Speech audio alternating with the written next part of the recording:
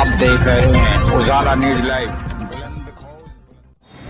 Sir, सबसे पहले मैं आपका नाम जानना चाहूँगा। सबसे पहले तो मैं आपका धन्यवाद करूँगा और मेरा नाम ज्ञानेंद्र कुमार गौतम है। जैसे कि आपने सामाजिक सुरक्षा फेडरेशन ऑफ इंडिया का जो है वो चला रखा है, मजदूरों की आप लड़ाई लड़ रहे हैं, तो आप अब तक कितने मजदूरों को न्याय दिला चुके हैं?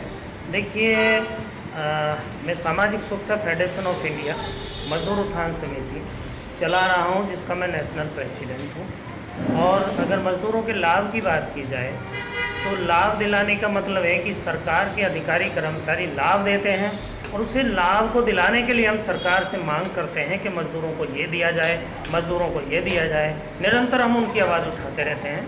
जिससे बात की जाए कि मजदूरों के जो रजिस्ट्रेशन हुए भवन निर्माण से में असंगठित क्षेत्र के मजदूरों के जो रजिस्ट्रेशन हुए, वो हम लगातार सरकार से 2008 से आवाज़ उठाते रहे।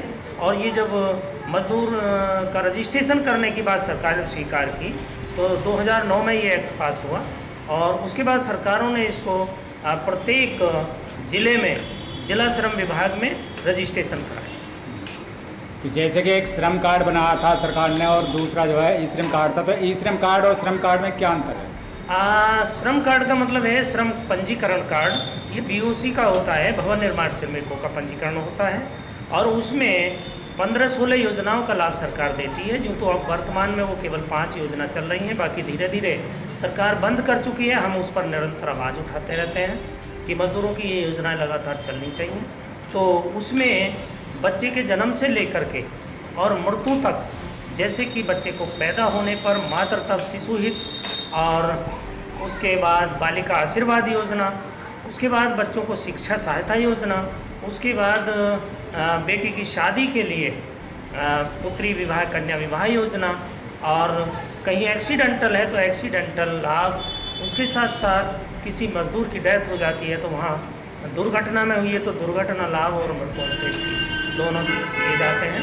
इस तरह की योजनाएं इस समय संचालित हैं। हमने काफ़ी देखा है कि जैसे कि मजदूर अपना, जैसे कि मजदूरों का पैसा काफ़ी जगह मर चुका है और दर बदर ठोकरें खाते फिरते हैं, तो आपका जो फाउंडेशन है वो उनकी हेल्प में क्या क्या करता है? नहीं, इसके साथ मैं एक और बात बता दूं। आपने दूसरे कार्ड के बारे में कहा था, ई श्रम। ई श्रम जो डाटा है वो इलेक्ट्रॉनिक डाटा बनाया गया है सरकार के यहाँ मजदूरों का, तो उसको ई श्रम बोला जाता है। और हम लोगों की मांग है कि जिस तरह ई श्रम बनाया गया है तो तमाम योजनाएं ई श्रम कार्ड के माध्यम से ही मजदूरों तक पहुंचनी चाहिए और वन विंडो से मजदूरों को लाभ दिया जाना चाहिए। अब आपने बात की कि मजदूरों की मजदूरी की, तो निरंतर हम इस पर आवाज़ उठाते रहते हैं और हम मजदूरों की मजदूरी श्रम विभाग के माध्यम से, अधिकारियों के माध्यम से और अपने संगठन के लोगों को ले जा कर के मजदूरों की मदद कराने का काम करते हैं। निरंतर उनकी मजदूरी श्रम प्रवर्तन अधिकारियों के माध्यम से दिलवाने का काम करते हैं।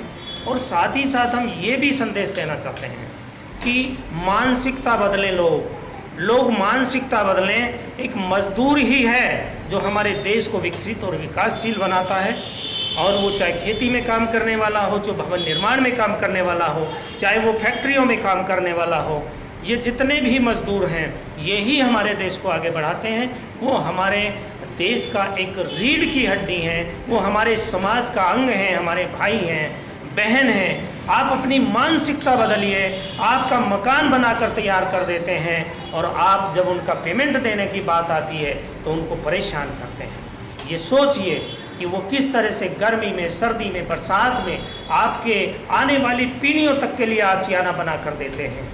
उसके बाद भी आपको शर्म नहीं आती कि आप उनकी मजदूरी में बेईमानी करते हैं। ये बिल्कुल गलत बात है। आप लोग अपनी मानसिकता बदलिए। वो हमारे समाज के हमारे भाई हैं, बहन हैं, हमारे समाज का अंग है।